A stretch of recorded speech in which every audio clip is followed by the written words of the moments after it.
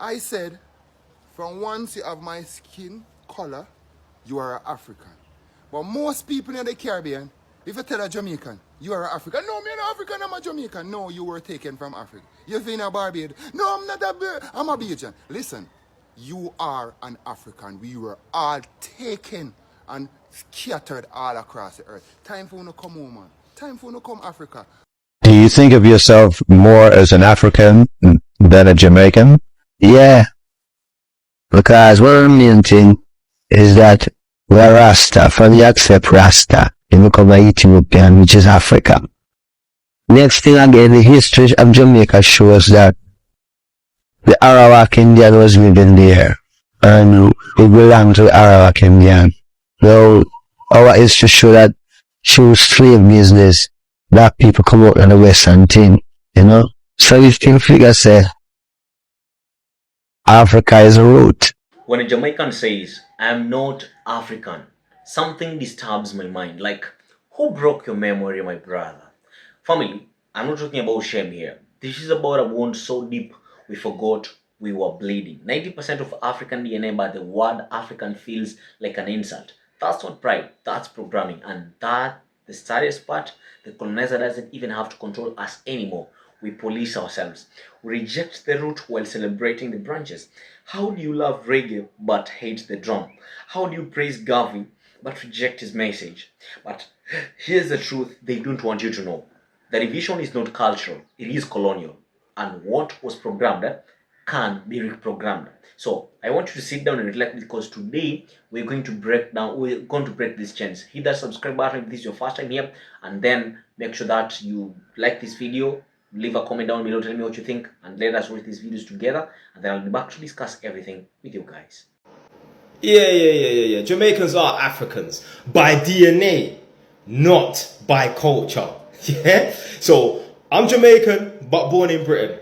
So, technically, if I'm Jamaican, it means I'm technically African by DNA, not by culture. And I'm fucking glad, because some of those foods, I see some of them people they eat, nah, I'm good, no thank you. And I remember one time, this is at my mum's house, and this was a very long time ago. I'm 33 now. This must have been said when I was 18. We're talking like a decade and a half ago, 15 years ago, something like that. I remember it like it was yesterday.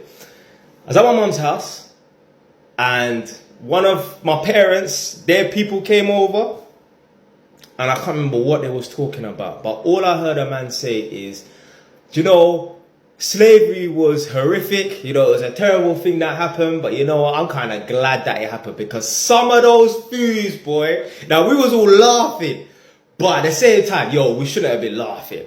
Like, yo, slavery, like, yo, if you just check and do a bit of research on that, the crazy things that happened to some of my ancestors, yeah?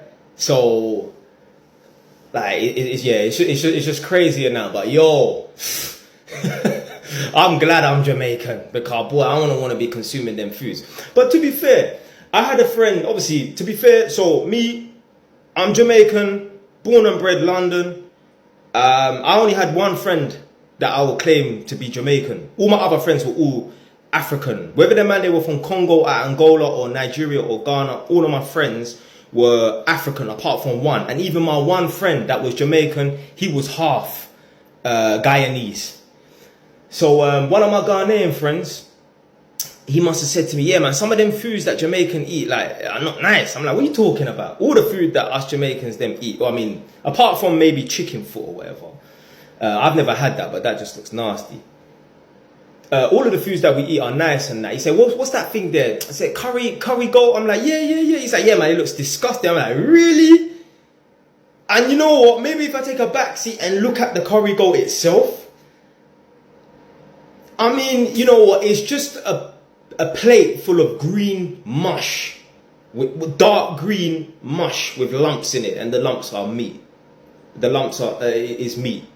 The green mush is obviously just, you know, like the sauce and that. But yo, maybe curry goat looks nasty, but let me tell you something right now, yeah, that is my favorite dish. It probably is my favorite dish. Yeah, I don't eat it often, but it probably is my favorite dish out of Jamaican food. My favourite food to eat is Turkish Kurdish food.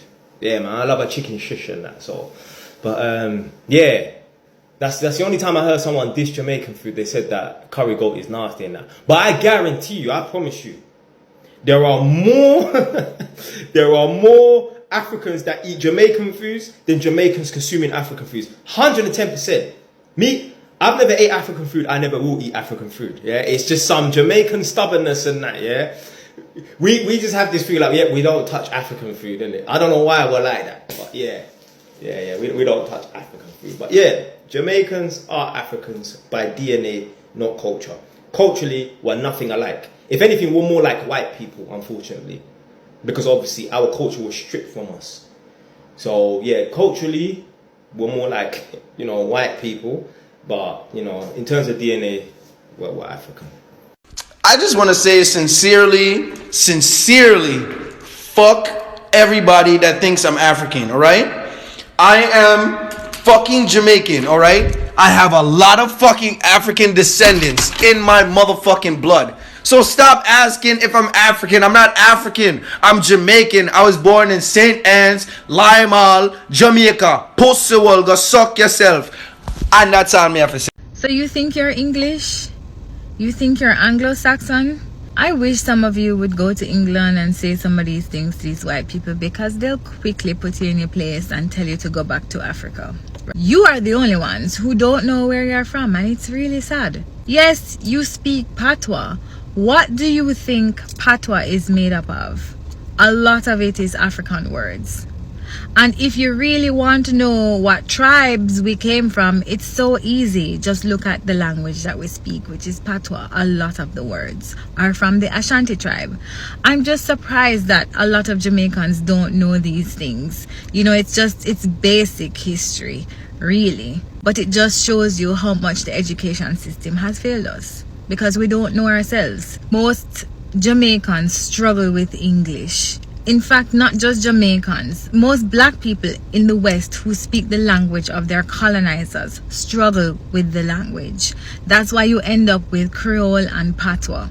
We have to mix up the African in there to express ourselves. English is not ours. It belongs to another group of people. Languages are born out of a culture. English didn't come from us. There are so many simple things that tell us who we are. There's so much African retention around us, including the fact that we speak Patois. It's not rocket science, and it's just shameful to see this display of ignorance on social media. Bro, you know you're African, right? Are you mad? I am Jamaican. I am not. First of all, get it right, brother. It's Jamaican, not Jamaican. And brother, are you Jamaican? Are you Jamaican? Or you gonna tell me some you're African? Yes, we're of African descent. We are not Africans. We never born in Africa. You the born in Jamaica? You know Jamaicans came from Africa. No, we did not. But you did come from no, Africa. We did not come from Africa. Just keep to the side. CJ, I know you like Nigerians. Keep me away from this dirty Africa, man. I'll be from there. Dirty things, them. Have you seen what the food looks like? How can I be from Africa? Don't eat that dirty food, fam.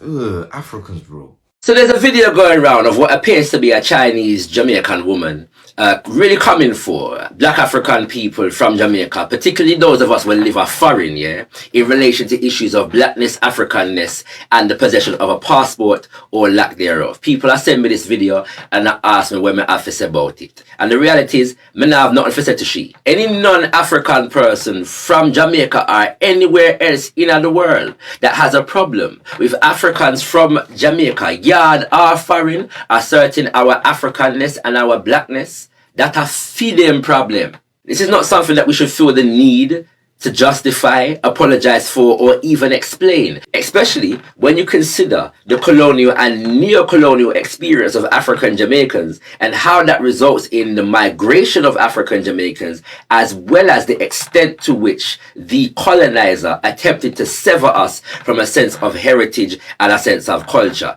That alone tell you everything what you need to know about the mentality of the smaddy will make that the video there. So I have nothing more to say about that except to affirm the teachings writings of Marcus Garvey when Africans of his time were being challenged in relation to our affirmation and assertion of racial and cultural pride. Let contrary sentiments and cross opinions go to the winds. We are entitled to our own opinions and not obligated or bound by the opinions of others.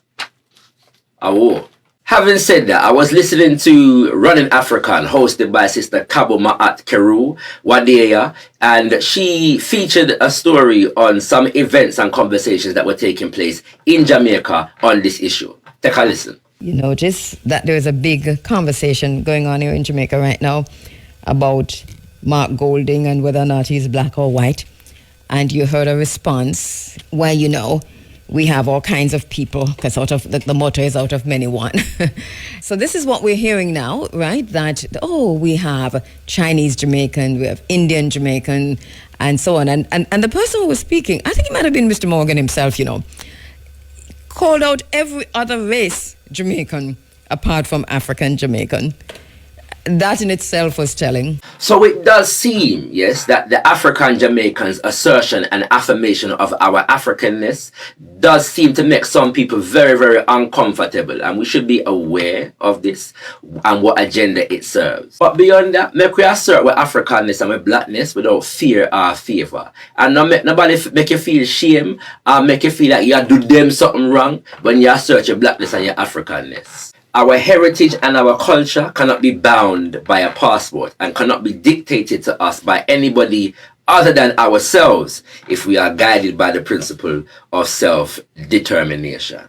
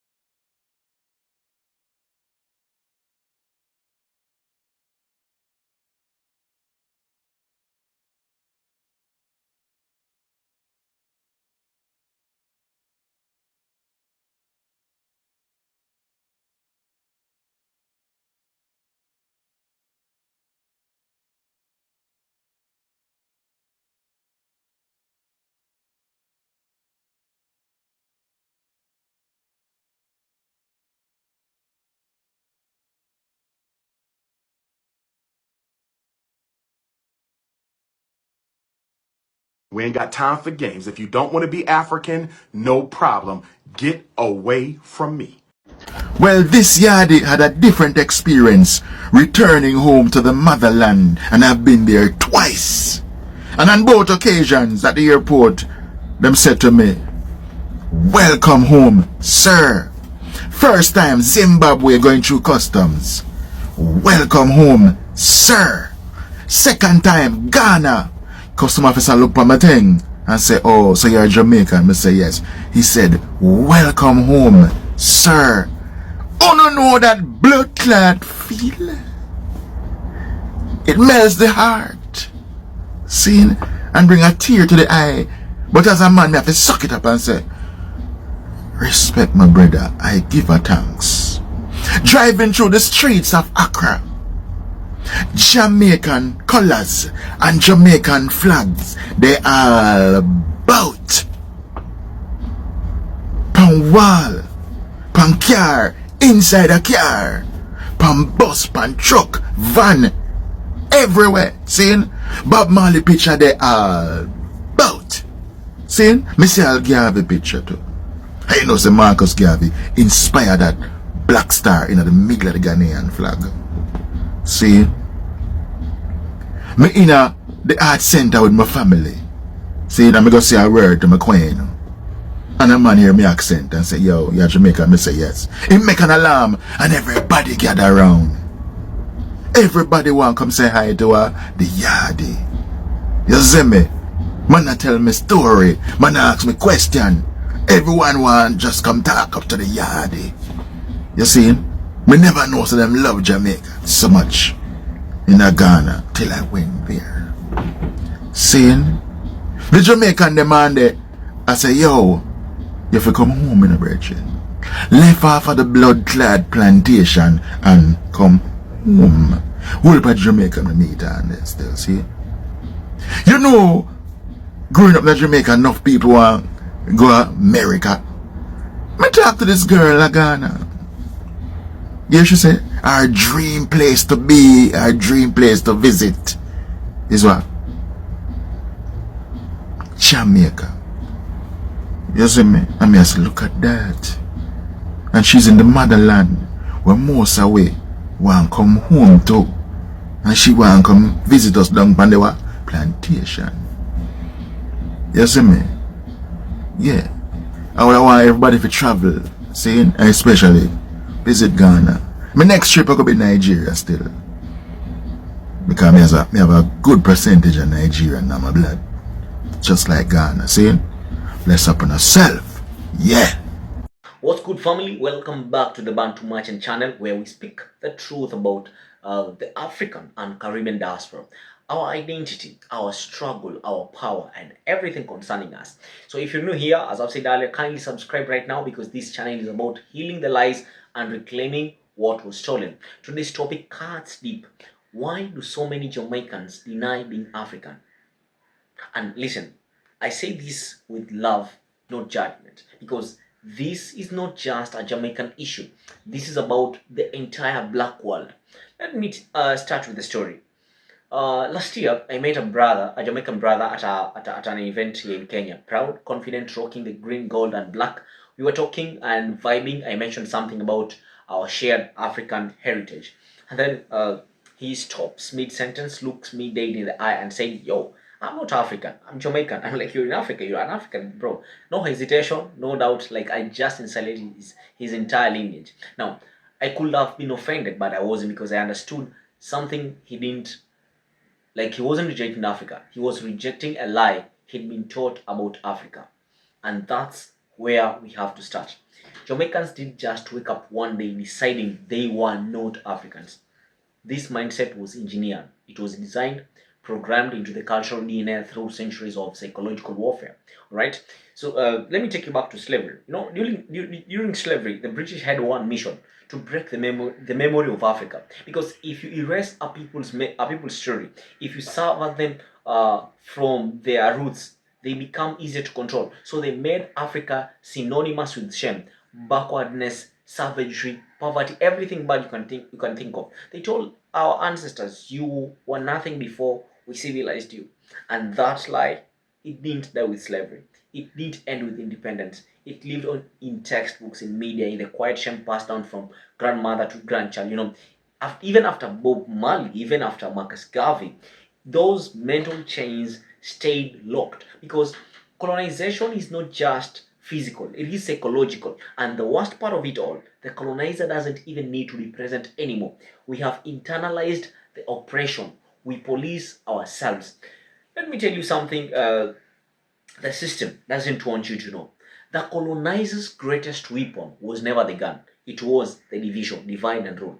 Jamaicans versus Africans, Caribbean versus African Americans, Nigerians versus Ghanaians, Somalis versus Kenyans.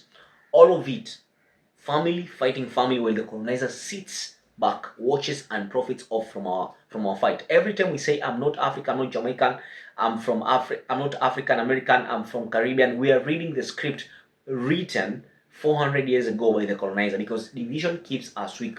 Unity makes us unstoppable. Think about it.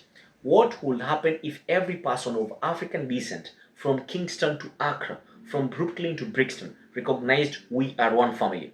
One people scattered by force but connected by blood, culture, and destiny. The system will collapse because our collective power will be undeniable.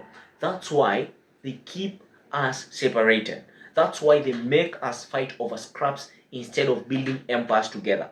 No one understood this better than Marcus Mosiah Garvey, the prophet, the visionary leader, the Jamaican who told the world, Africa is your homeland.